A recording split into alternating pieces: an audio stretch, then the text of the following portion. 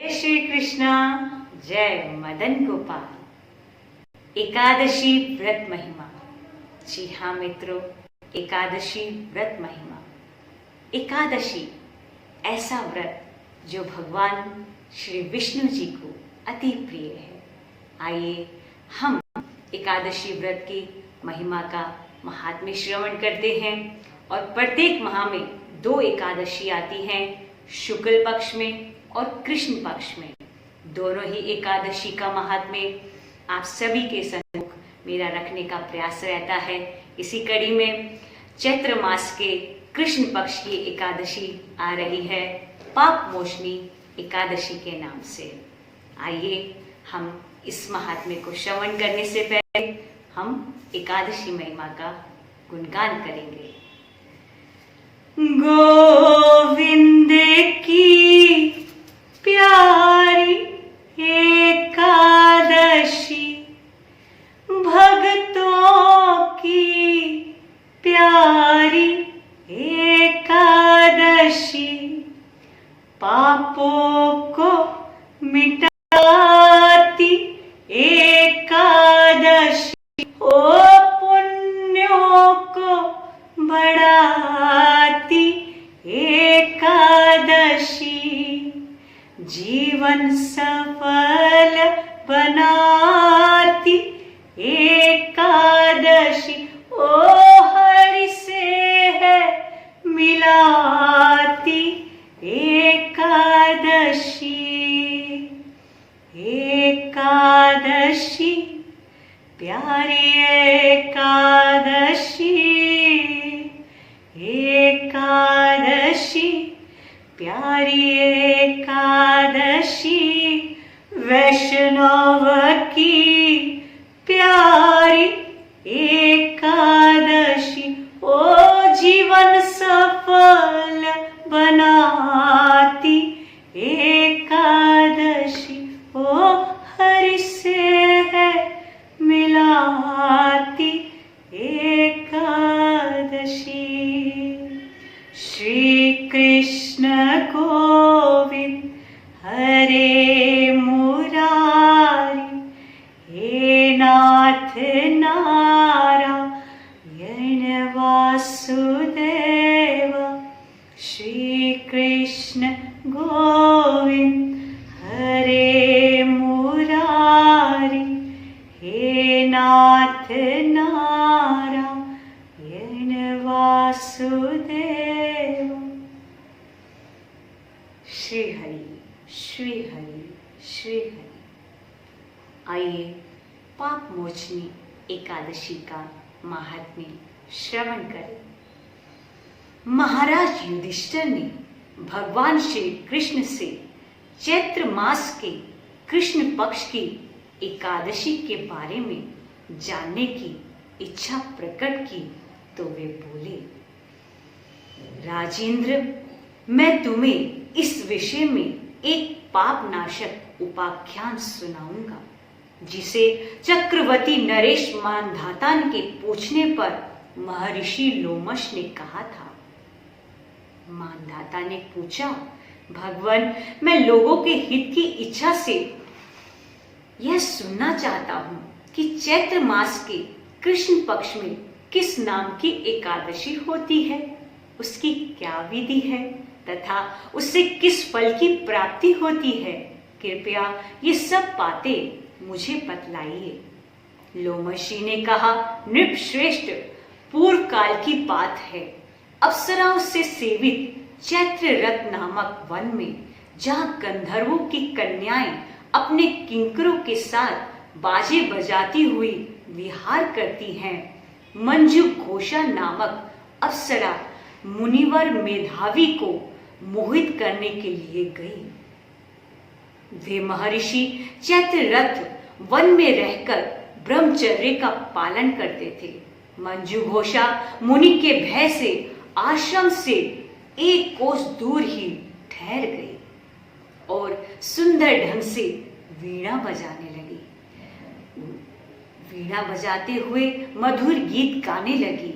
मुनि श्रेष्ठ मेधावी घूमते हुए उधर जा निकले और उस सुंदर अप्सरा को इस प्रकार गान करते देख बरबस ही मोह के वशीभूत हो गए। मुनि की ऐसी अवस्था देख मंजू घोषा उनके समीप आई और वीणा नीचे रखकर उनका आलिंगन करने लगी। मेधावी भी उसके साथ रमण करने लगे। रात और दिन का भी उन्हें भान न रहा। इस प्रकार उन्हें बहुत दिन व्यतीत हो गए। मंजू घोषा देवलोक में जाने को तैयार हुई। जाते समय उसने मुनि श्रेष्ठ मेधावी से कहा, ब्राह्मण, अब मुझे अपने देश जाने की आज्ञा दीजिए। मेधावी बोले, देवी, जब तक सवेरे की संध्या ना हो जाए तब तक मेरे ही पास ठहरो। अप्सरा ने कहा, विप्रवर, अब तक ना जाने कितनी संध्याएं चली गई। मुझ पर कृपा करके बीते हुए समय का विचार तो कीजिए। लोमश जी कहते हैं, राजन, अप्सरा की यह बात सुनकर मेधावी चकित हो उठे। उस समय उन्होंने बीते हुए समय का हिसाब लगाया तो मालूम हुआ कि उसके साथ रहते हुए उन्हें 57 वर्ष हो गए। उसे अपनी तपस्या का विनाश करने वाली जानकर मुनि को उस पर बड़ा क्रोध आया। उन्होंने शाप देते हुए कहा, पापिनी, तू पिशाची हो जा। मुनि के शाप से दग्ध होकर वह विनय से नतमस्तक हो बोली, विप्रवर, मेरे शाप का उद्धार कीजिए। 7 वाक्य बोलने से या 7 पद साथ साथ चलने मात्र से ही सत्पुरुषों के साथ मैत्री हो जाती है। ब्राह्मण, मैं तो आपके साथ अनेक वर्ष व्यतीत करती हुई आपकी सेवा में रही, अतः स्वामी मुझ पर कृपा कीजिए। मुनि बोले, भद्रे, क्या करूं, तुमने मेरी बड़ी तपस्या नष्ट कर डाली। फिर भी सुनो, चैत्र कृष्ण पक्ष में जो शुभ एकादशी आती है उसका नाम पाप मोचनी है। वह शाप से उद्धार करने वाली तथा सब पापों का क्षय करने वाली है। सुंदरी, उसी का व्रत करने पर तुम्हारी पिशाचता दूर होगी। ऐसा कहकर मेधावी अपने पिता मुनिवर च्यवन के आश्रम पर गए। उन्हें आया देख च्यवन ने पूछा, बेटा, यह क्या किया? तुमने तो अपने पुण्य का नाश कर डाला। मेधावी बोले, पिताजी, मैंने अप्सरा के साथ रमण करने का पातक किया है। अब आप ही कोई ऐसा प्रायश्चित बताइए जिससे पातक का नाश हो जाए। च्यवन ने कहा, बेटा, चैत्र कृष्ण पक्ष में जो पाप मोचनी एकादशी आती है उसका व्रत करने पर पाप राशि का विनाश हो जाएगा। पिता का यह कथन सुनकर मेधावी ने उस व्रत का अनुष्ठान किया। इससे उनका पाप नष्ट हो गया और वे पुनः तपस्या से परिपूर्ण हो गए। इसी प्रकार मंजू घोषा ने भी इसी उत्तम व्रत का पालन किया। पाप मोचनी का व्रत करने के कारण वह पिशाच योनि से मुक्त हो गई और दिव्य रूप धारणी श्रेष्ठ अप्सरा होकर स्वर्ग लोक में चली गई। भगवान श्री कृष्ण कहते हैं, राजन, जो श्रेष्ठ मनुष्य पाप मोचनी एकादशी का व्रत करते हैं उनके सारे पाप नष्ट हो जाते हैं। उसको पढ़ने और सुनने से सहस्त्र गोदान का फल मिलता है। ब्रह्म हत्या, स्वर्ण की चोरी, सुरापान और गुरु पत्नी गमन करने वाले महापातकी भी इस व्रत को करने से पाप मुक्त हो जाते हैं। यह व्रत बहुत पुण्यमय है, बहुत पुण्यमय है। तो आइए हमें भी प्रयत्न पूर्वक इस एकादशी व्रत को अपने जीवन में धारण करना चाहिए। संयम पूर्वक, निष्ठा पूर्वक और श्रद्धा पूर्वक हमें एकादशी व्रत का अनुष्ठान अपने जीवन में अपनाना चाहिए।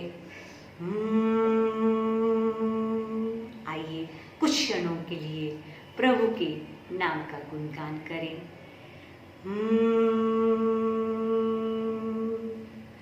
ओम नमो भगवते वासुदेवाय।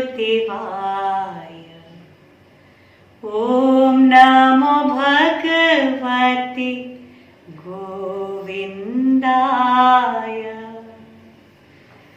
अनंताय नमः, अच्युताय नमः, गोविंदाय नमः, गोपालाय नमः, श्री कृष्णाय नमः, ओ सुंदराय नमः, महतेजाय नमः, ओ मम देवाय नमः। ॐ नमो भगवते गोविन्दाय, ॐ नमो भगवते गोपालाय। हरे कृष्णा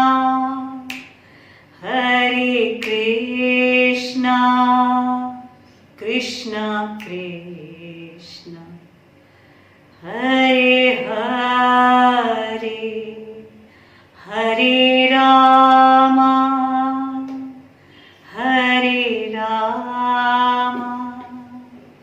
राम राम हरे हरे, हरे हरे, हरे हरे।